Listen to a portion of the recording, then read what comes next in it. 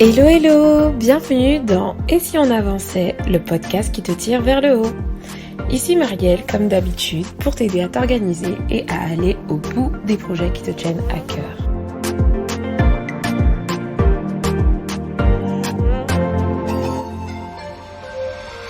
Bienvenue dans cet épisode 34 où on va parler d'un sujet que je n'aurais pas pensé à aborder, mais c'est là où je me dis que franchement, c'est quand même pas mal Instagram, parce que tout est né d'une petite story où je vous ai présenté mon écran d'ordinateur parce que j'avais changé mon fond d'écran et vous avez été nombreux à rebondir en me disant: «Oh là là, mais tu n'as rien sur ton bureau, mais comment tu fais pour ne rien avoir sur ton bureau?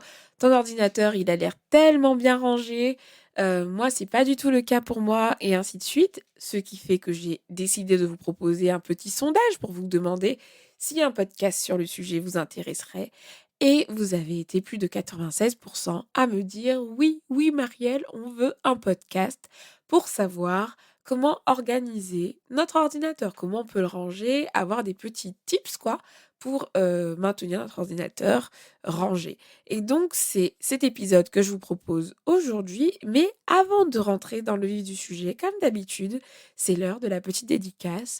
Je vais donc sélectionner un petit commentaire que quelqu'un m'a laissé, soit sur la plateforme sur laquelle il m'écoute, ou alors via Instagram.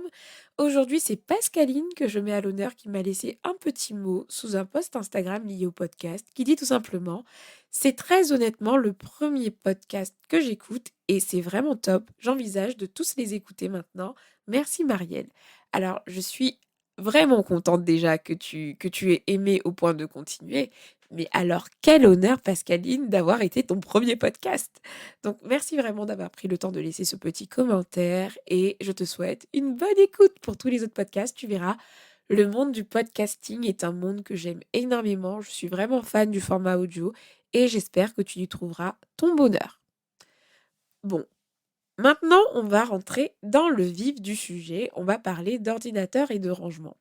Alors, je sais que, évidemment, vous parlez de comment ranger son ordinateur en audio, c'est pas forcément évident. C'est pour ça que je vais cibler mes conseils vraiment pour qu'ils soient le plus adaptés à l'oral et que ce soit juste des conseils que vous ayez en tête et que vous pourrez mettre en pratique, pardon, 1, 2, 3, en pratique assez simplement sur vos ordinateurs, même en écoutant le podcast, sans forcément avoir besoin de voir si vous connaissez un peu comment fonctionne votre ordinateur.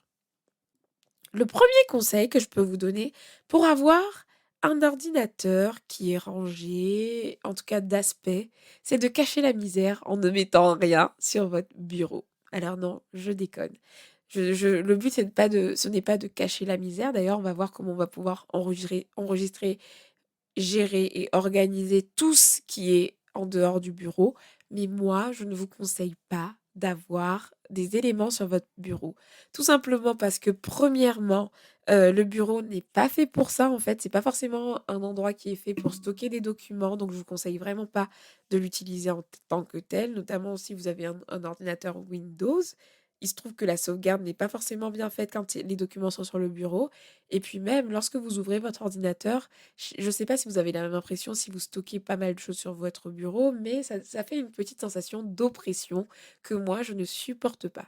Alors du coup, au lieu de stocker des documents en natif sur votre bureau, ce que je ne vous conseille pas du tout, vous l'aurez compris, c'est tout simplement d'avoir quelques raccourcis. Donc, de stocker vos documents dans les dossiers, documents, etc., sur votre réseau personnel, etc., mais d'avoir tout simplement, si vous souhaitez avoir des liens pour accéder rapidement à certains dossiers, d'avoir plutôt du coup des raccourcis vers des dossiers. Mais ne jamais créer et ranger en fait des dossiers directement sur votre bureau. Après, évidemment, ce que je partage dans ce podcast, c'est vraiment comment moi je fonctionne. Je n'aime pas trop avoir des choses sur mon bureau, donc c'est comme ça que je fonctionne. Et donc, si j'ai des choses sur mon bureau, si j'ai des dossiers ou des documents, ce ne sont que des raccourcis que j'ai créés tout simplement pour pouvoir accéder plus facilement à ces documents-là. Mais je ne laisse rien en natif, tout simplement. Si, du coup, vous décidez de ne pas respecter ce conseil parce que vous, ça ne vous dérange pas d'avoir des documents sur votre bureau, alors je vous conseille d'avoir des raccourcis et surtout en fonction de l'ordinateur que vous avez. je vous encourage à vérifier qu'ils sont bien sauvegardés pour ne pas perdre vos données. Parce que par exemple, dans mon boulot, tous les documents qui sont stockés sur le bureau ne sont pas garantis en tant que sauvegarde. Et c'est pour ça que j'ai pris l'habitude de toujours travailler, soit sur le réseau ou dans les dossiers, documents, etc., mais ne jamais rien laisser en natif sur mon bureau d'ordinateur. Donc, j'ai pris cette habitude-là, mais peut-être que sur votre ordinateur, vous avez des sauvegardes qui vous permettent de garder votre bureau. Si votre sauvegarde vous permet de garder votre bureau, le seul conseil que je peux vous donner, c'est de ne pas avoir trop de dossiers sur votre bureau. Et du coup, ce que je vous conseille de garder, c'est de garder juste les dossiers sur lesquels vous travaillez actuellement et donc les dossiers en cours. Et une fois que vous ne travaillez plus sur ces dossiers-là, vous pouvez les ranger. Donc voilà pour le premier conseil. Deuxième conseil par rapport au classement de l'ordinateur et du rangement, c'est de ne pas aller à plus de 3 sous-dossiers. Les sous-dossiers, enfin 3 dossiers pour accéder à un document. Je m'explique. Je vais vous donner un exemple concret avec, admettons que j'ai un dossier où je range les factures par rapport à ici on avançait. Je vais avoir un dossier qui va s'appeler facture, un dossier qui va s'appeler et si on avançait. Alors non, on va faire les choses dans l'ordre. J'ai mon dossier qui s'appelle et si on avançait, où j'ai toute ma vie là-dedans. Je vais avoir un sous-dossier qui va s'appeler facture. Et je vais avoir ensuite dedans un dossier qui va s'appeler 2020, 2019, etc. avec les années. Et dedans, je vais avoir les fichiers en natif. Et donc, dans cet exemple, j'ai 3 dossiers en fait. J'ai le premier dossier qui est et si on avançait, le deuxième dossier qui est facture et le troisième dossier qui est l'année en cours. Et vous voyez, ces 3 paliers suffisent largement à retrouver un document. Ce que je vous déconseille, c'est de trop créer de sous-dossiers parce que, en fait, en créant trop, vous rendez difficile l'accès à vos documents et puis plus vous faites compliqué et plus ce sera compliqué pour vous de retrouver facilement vos documents. 3 sous-dossiers, 3 dossiers suffisent largement. En gros, 3 clics pour accéder à un document, ça suffit largement. Donc pas plus de 3 dossiers. Ensuite, troisième conseil, je vous conseille de bien nommer vos fichiers pour pouvoir les classer lorsque vous accédez à un dossier pour qu'il soit classé le mieux possible. Il y a plusieurs moyens de nommer en fait ces fichiers et je vais vous en parler de 3. La plus connue, c'est la façon la plus connue de ranger ces fichiers, c'est celle par ordre alphabétique. Vous avez plusieurs dossiers, ils sont nommés de A à Z, voilà, avec le nom, je sais pas, abricot, banane, etc. Et vous allez les retrouver classés par ordre alphabétique généralement. Il y a plusieurs moyens de classement, mais le plus souvent, c'est par ordre alphabétique. Vous pouvez aussi, pour tous les documents qui sont datés, les classer par date. Mais lorsque vous classez vos documents par date, je vous déconseille d'écrire les dates dans le format français avec le jour, le mois et l'année en chiffres, tout simplement parce que en faisant ce classement-là, vous allez avoir vos documents qui ne vont pas être classés dans l'ordre chronologique. Exemple concret, si vous avez un document qui date du 22 mai 2020, qui va s'appeler 22-05-2020, si vous créez un autre document qui date du 1er juin qui va s'appeler donc 01-06-2020, le 01-06-2020 va se retrouver juste avant le 22-01-2020, tout simplement parce que pour votre ordinateur, 0 et 1, ça arrive avant 22, alors que chronologiquement, non, ça n'arrive pas. Pour pouvoir vous dépatouiller de ce problème, je pense que vous connaissez peut-être cette astuce, mais c'est tout simplement d'écrire les dates en format de date américaine, en prenant l'année, le mois et le jour. Et donc là, je vous donne l'exemple concret avec les mêmes exemples, c'est que ça devient du coup, pour le dossier du 22 mai 2020 devient 2020 05 22. Du mois de mai devient 2020 06 01. Et là, l'ordinateur comprend que 05, donc le mois de 05, il vient avant le 06 et donc va venir bien classer vos documents par ordre chronologique. J'espère que ça a été très clair parce que c'était compliqué de vous expliquer tout ça à l'oral, mais normalement, je pense que vous avez compris. Troisième façon de classer aussi ces documents, c'est lorsque vous n'avez pas de date et vous n'avez pas non plus de classement par ordre alphabétique à faire, c'est tout simplement mettre des numéros si vous voulez qu'ils soient dans un ordre précis. Admettons que vous avez un dossier où vous avez 4 dossiers. Vous avez un dossier administratif, un dossier devis, un dossier, facture, un dossier contrat. Voilà, vous avez 3 dossiers. Sauf que vous voulez que facture soit le tout premier dossier, en fait, qui apparaisse lorsque vous rentrez dans ce dossier-là. Logiquement, votre ordinateur va le trier et va vous mettre le dossier administratif avant, ensuite contrat après, parce que ça fait par ordre chronologique. Si vous voulez retrouver le dossier facture au-dessus, il va tout simplement falloir noter un 1 avant le début, au début en fait du nom du dossier et donc mettre 1 facture, 2 contrat, 3 devis et donc là vous imposez à votre ordinateur un classement qui est propre à vous. Moi, c'est ce que j'ai fait au boulot parce que j'ai énormément de dossiers, mais ils sont pas dans l'ordre que je veux. Par exemple, je vais avoir un dossier qui va s'appeler admission ou administration, j'en sais rien, c'est le A, il va apparaître tout en haut alors que moi, en vrai, le dossier que j'utilise le plus souvent, c'est celui qui est en lien avec les prestataires et donc hop, j'ai mis un petit 1 devant le prestataire pour qu'il puisse passer en premier et en fait, j'ai numéroté tous mes dossiers et donc mon organisation sur l'ordinateur n'est pas du tout liée à l'ordre alphabétique, mais du coup, est liée tout simplement au numéro et à l'ordre que j'ai voulu donner à mon dossier. Donc voilà les astuces et les conseils pour bien nommer vos fichiers et aussi, bien évidemment, soyez très explicite dans le titre de vos documents pour que vous puissiez les retrouver facilement, mettre le plus de mots-clés possible pour que ça puisse vous parler et que vous puissiez perdre le moins de temps possible. Quatrième conseil, c'est de trier régulièrement votre dossier téléchargement. Vous savez, le dossier où tout ce que vous téléchargez quand vous êtes sur internet, que ce soit des photos, des documents PDF, des trucs que vous consultez, et ben, tout se retrouve ici. Et souvent, c'est un bazar monstrueux. C'est le dossier que tout le monde néglige, que personne ne regarde, etc. Et déjà, la première chose que je peux vous donner comme conseil, le premier conseil que je peux vous donner par rapport à ce dossier téléchargement, c'est de déjà le paramétrer de sorte à ce que les documents récents apparaissent en premier. Donc pour ça, c'est une manip tout simplement à faire. Vous cherchez vite fait sur internet comment, trier vos documents en fonction de la date de mise à jour et vous allez pouvoir la voir et donc en fait, vous pouvez filtrer et classer vos documents par rapport à la date de leur mise à jour. Ce qui fait que si vous faites ça dans votre dossier téléchargement, vous allez avoir tous les documents récents en haut de la pile, ce qui est assez pratique lorsque vous venez de télécharger un document. Vous n'aurez pas à aller chercher son nom un peu partout. Il va être au tout début et c'est beaucoup plus simple. Donc ça, j'ai mis du temps à mettre en pratique ce truc et ça a transformé ma vie. Donc je vous le partage si jamais vous êtes créateur de contenu. Enfin, moi, je sais en tant que créatrice de contenu que je suis toujours en train de télécharger des images libres de droit par-ci par-là et je galère à les retrouver quand je viens de les télécharger, que mon dossier téléchargement, il est énorme. Et ben, du coup, maintenant, avec cette astuce-là, bah, ils sont tout en haut et basta. Donc, c'est ce conseil que je voulais vous donner. Et ce que je vous conseille aussi, c'est de les trier au fur et à mesure.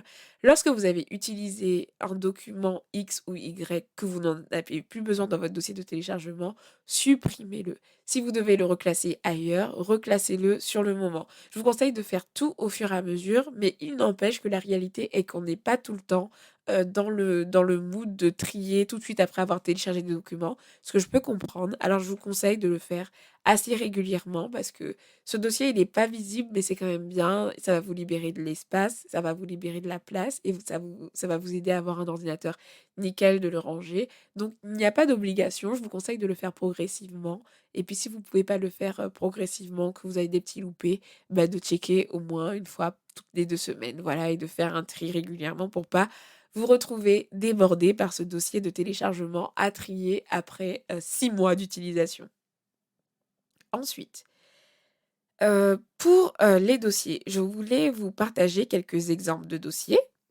Vous pouvez classer vos dossiers de 3 façons différentes. C'est le cinquième conseil que je vous donne. Vous pouvez avoir des dossiers. Alors, avant de rentrer dans le détail, je veux quand même préciser que je ne vous donne pas de technique particulière très précise, tout simplement parce que j'estime que tout le monde peut organiser son ordinateur comme il veut.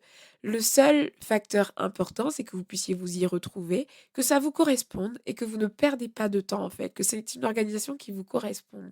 Maintenant, il y a des trucs, voilà, pour gagner du temps, je vous déconseille d'avoir 3 sous-dossiers et cetera. Mais dans le classement par dossier, par thématique et cetera, ça, c'est à vous de voir. Il y en a qui aiment classer par année, il y en a qui aiment voilà.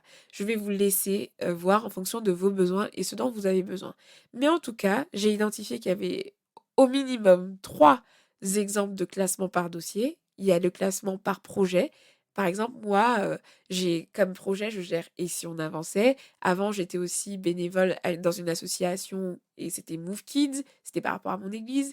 J'avais aussi, un projet avec mon groupe de master qui s'appelait Handiact. Donc j'avais des dossiers par projet et ensuite des sous-dossiers et si vous considérez votre vie personnelle comme étant un projet aussi comme moi, bah, vous pouvez très bien créer un dossier perso et donc avoir des premiers dossiers par projet. Deuxième façon de ranger, c'est d'avoir des dossiers, c'est tout simplement d'avoir des thématiques. Par exemple, administrative, maison, voyage, famille, entreprise, perso, spirituel, voilà. D'avoir des dossiers par thématique. Troisième type de dossier, c'est des dossiers par type comme photos, musique, vidéo, et cetera. Donc voilà, il y a plusieurs moyens de classer. Faites-le en fonction de vos besoins. De toute façon, par exemple, pour les photos, ça va forcément vous allez sûrement mettre les photos avec les photos. Mais pareil, là aussi, vous avez plusieurs possibilités. C'est de les ranger soit par date, et cetera. Là, franchement, vous avez carte blanche. Vous faites juste ce qui vous convient. Mais l'essentiel, c'est de garder quand même en tête de ne jamais faire plus de 3 sous-dossiers et de créer une organisation, une structure d'arborescence qui vous convienne. Sixième conseil, et c'est un conseil que j'aime tout particulièrement puisque c'est un peu la cerise sur le gâteau qui va venir pimper votre ordinateur, c'est d'avoir un fond d'écran de folie. Un fond d'écran qui vous inspire, j'en sais rien. Un fond d'écran, voilà, qui va vous inspirer quand vous allumez votre ordinateur, que vous tombez dessus et vous vous dites: «Ah, j'aime beaucoup». Moi, je suis vraiment fan des fonds d'écran, mensuels que propose, heu, j'ai complètement oublié son prénom, je suis désolée, mais je connais le nom de son blog qui s'appelle donc Milk with Mint. De toute façon, je vais vous mettre, le lien dans les notes du podcast, vous allez pouvoir y accéder et donc Milk with Mint, c'est une fille graphiste qui fait des super visuels de fond d'écran avec un petit calendrier. Là, pour le mois de mai, par exemple, c'était un beau fond d'écran avec, des tigres et des feuilles de palmier bleu. Ah, il était hyper canon, j'ai trop aimé l'avoir tout le mois et tout et elle fait aussi des fonds d'écran pour téléphone portable, donc vous pourrez aller faire un tour. Sinon, vous avez des sites d'images libres de doigts où vous tapez tout simplement fond d'écran ordinateur, wallpaper et vous allez trouver, des fonds d'écran inspirants de paysages et cetera. Donc moi, pour les images libres de doigts, je vous conseille Unsplash. Et ou sinon, il y a aussi, alors là, c'est pas vraiment sur l'ordinateur même, mais lorsque vous naviguez sur Chrome, il y a aussi l'application Momentum Dash qui va vous donner un fond d'écran, internet qui est assez spacieux avec, l'heure qu'il fait actuellement, même la météo, je crois et un message qui vous dit «Good morning», «Good afternoon» en fonction du moment de la journée avec votre prénom personnalisé et cetera. Et c'est hyper inspirant parce que tu as il y a des petites citations et cetera. Donc ce sont pas des choses qui vont comment dire? Ce sont pas des choses qui vont révolutionner l'organisation de votre ordinateur, mais ce sont des choses qui vont rendre votre utilisation, de votre ordinateur agréable. Et parce que si on range notre ordinateur, c'est pas pour juste se faire enfin, c'est pas juste pour ranger en fait. Le but de ranger son ordinateur, c'est de pouvoir retrouver ses documents assez facilement, perdre moins de temps et aussi avoir une belle sensation agréable quand on l'utilise. Et moi, j'aime beaucoup le fait d'ouvrir mon ordinateur, de l'allumer et de voir un joli fond d'écran qui m'attend et qui me motive, voilà, le matin ou peu importe le moment auquel je me mets à travailler là-dessus. Donc c'était le sixième conseil, donc la cerise sur le gâteau et pour terminer, je voulais insister sur quelque chose, c'est que je vous conseille, comme je vous l'ai dit pour le dossier de téléchargement, je vous conseille vraiment de faire les choses au fur et à mesure et de ne pas attendre la dernière minute et en faisant toutes les choses, en faisant un gros tri énorme à la dernière minute parce que c'est ce qui va vous demander beaucoup de travail. Alors que si vous prenez l'habitude au moins une fois par semaine de trier votre dossier téléchargement, de ranger votre ordinateur, de classer les choses que vous avez téléchargées, etc., eh ben, ce sera moins insurmontable et vous n'allez pas vous retrouver avec une accumulation de choses à ranger, etc., procrastiner, à en faire une montagne et à finalement ne jamais le faire. Si vous êtes dans cette situation actuellement, ce que je vous conseille, c'est de vraiment bloquer un moment précis où vous allez le faire, où vous allez trier. Petit conseil aussi, si vous lancez dans le rangement de votre ordinateur, je vous conseille de faire une arborescence en format papier. Et avant de classer vos documents en papier, je vous conseille enfin, 1, 2, 3, je me suis trompée. Avant de classer vos documents sur l'ordinateur, je vous conseille de prendre une feuille de papier et de noter quelle arborescence vous voulez pour votre ordinateur.